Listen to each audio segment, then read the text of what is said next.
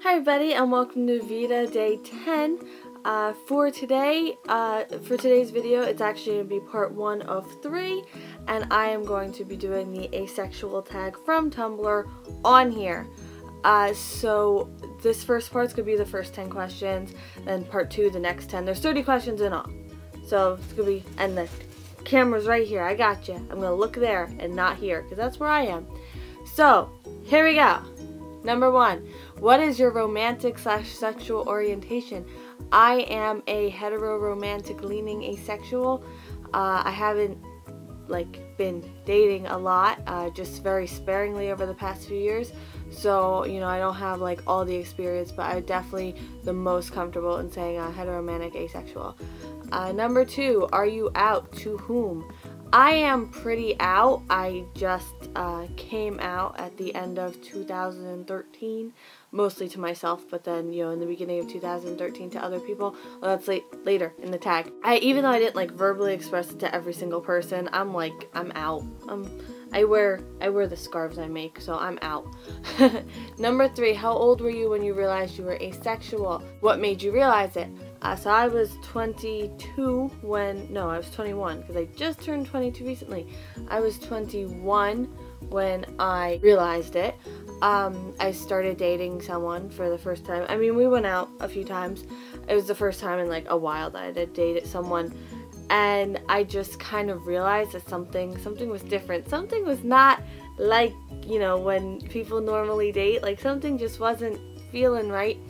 And even though he was awesome, super awesome, awesomely awesome, I just couldn't see it going any farther. Basically, anything past, this is uncomfortable. And then, realizing something was different, then, I kind of went back over my life right there, and I was like, ooh, something's always been different. I always saw as an inconvenience rather than something I think you're looking forward to or something.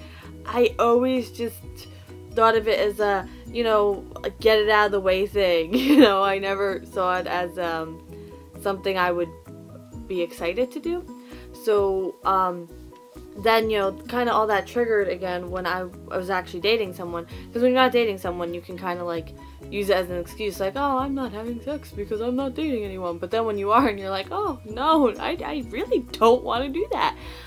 So I had a few mental breaks and just kind of was trying to figure out what was wrong with me, why I was so broken. And then ding ding ding, I remembered that Lacey Green video I had seen on asexuality, and I went back and watched it, and I was like, ah, this is me. It looks like there's a third hand, and that's really creepy. So basically, yeah, I'm gonna have fun editing that part. Number 4, do you identify as part of the queer community? What communities do you identify with? Right now, I'm really not sure. I'm still really early in being out and exploring my asexuality, so I'm really on the fence when it comes to that. I do identify with the asexual community because I'm pretty far on the spectrum. There's demisexual, there's gray A, and then there's me. So I'm pretty far down there. I identify with that super part of the spectrum.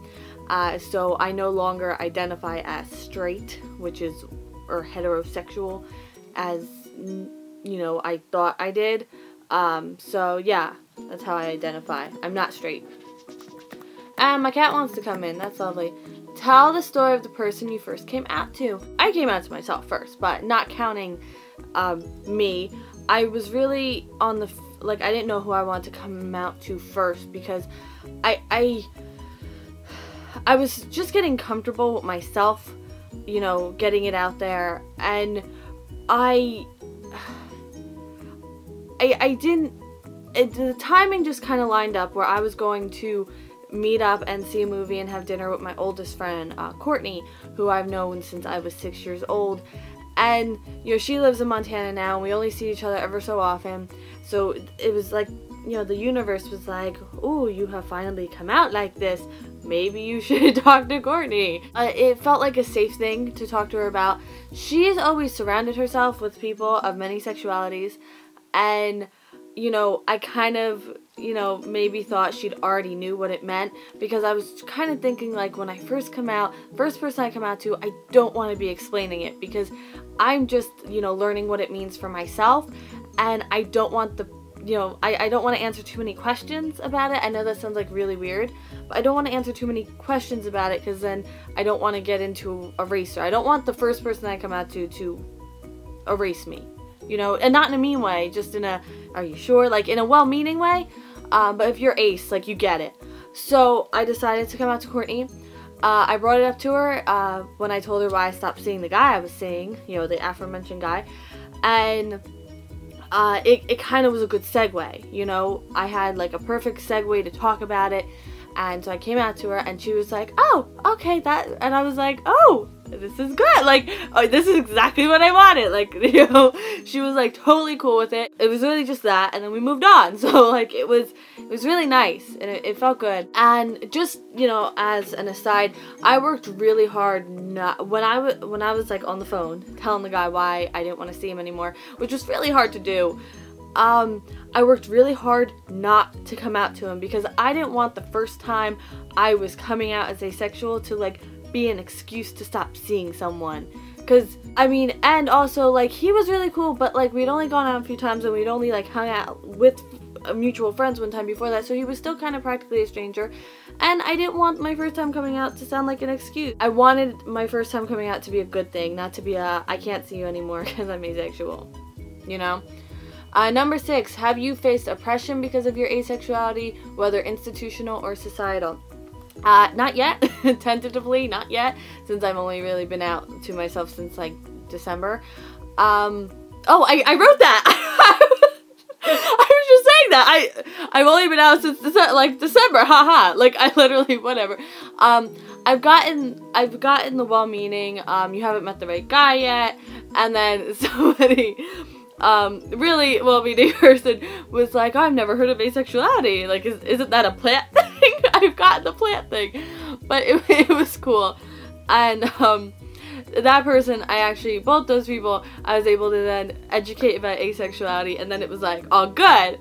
And I did check with New Jersey, and New Jersey does not have any consummation laws as far as my research took me, so tentatively, no. Again, I have not dated anyone since I've come out, so I can't talk about some of the more serious assault issues that come with asexuality. No on that, and, you know, God willing, it'll stay that way. Whatever God is out there to, you know, Ra, the sun god. I'm not a botanist, but that sounds good. Number 7, who's your favorite doctor, or do you have a favorite asexual character? I believe there's another asexual character reference later in this tag, so I'll just talk about Doctor if you don't know Doctor Who. Here we go. I love 9's sass, 10's style and speech pattern, and 11's edge. He may have acted childish at times, 11, and, you know, being written by Moffat, but he was the most ruthless. Not a classic Who buff yet, but I love Tom Baker's scarf, and my mom made me one, and I haven't here show scarf, but I'm bringing it with me. Number 8, do you believe there should be asexual pride? What do you imagine it being like? I wasn't sure if this meant, like, an event or just having pride in general. An event would have lots of cake and board games, like bingo and Yahtzee and fun. Like, I could just, a Lord of the Rings marathon, I also wrote that too. I'm at an asexual event, like, I could just picture, like, a room of board games. Like, I don't know why, but that seems, like, super fun. And I'm pretty sure, like, I get more ace every day. I really do. And, for asexual pride, I actually have an asexual shop on Etsy where I sell my pride-themed, items. And this is one of the things I made. This is my personal one, but I have 2. And it's a large infinity scarf. So you can, this is my favorite thing to do, is, pull it down in the front. And then have the back, especially in a harsh winter like we have in New Jersey, have the back up because it really, like, keeps your neck warm. Or you can have it all the way down, or you can, like, pull it in like this. Like, it's a really nice scarf. So there are 2 up on my Etsy if you're interested. I'm also working on a knitted pride flag. So you know, if anyone's interested in any of those things, let me know, because right now it'll probably just live on this wall, but I'm like not even close to finish it. So I think you should have pride in yourself and be as expressive as you want. I have my ring on all the time, like all the time. I just made a Tumblr post about like how I feel uncomfortable without my ring. And it's pretty cool. Number 9, what does being asexual mean to you? I may be fairly new. But it means the world to me. It's really like a weight's been lifted off my shoulders, and I can finally see who I am, and I know who I am, and it's really empowering. And I know people say labels are stupid, and I don't need labels, and like, that's cool if like you don't need labels, but my label empowers me, and my label shows me that I'm not broken. Like, I am who I am, and I belong, and it really does mean the world to me, because I always thought like, I don't know, I just always thought, I don't know, but exactly, I couldn't formulate it, I was different. Number 10, this is the final one for this tag. What have other people said to you about your asexuality? I haven't gotten any negative, really. A friend of mine thinks it's really cool, although now all he wants to do is talk about his sex life. Exactly. And I've actually educated a lot of receptive people, including him. He hadn't ever heard of aromantic either. I'm not aromantic. But, you know, I gave him some links to that.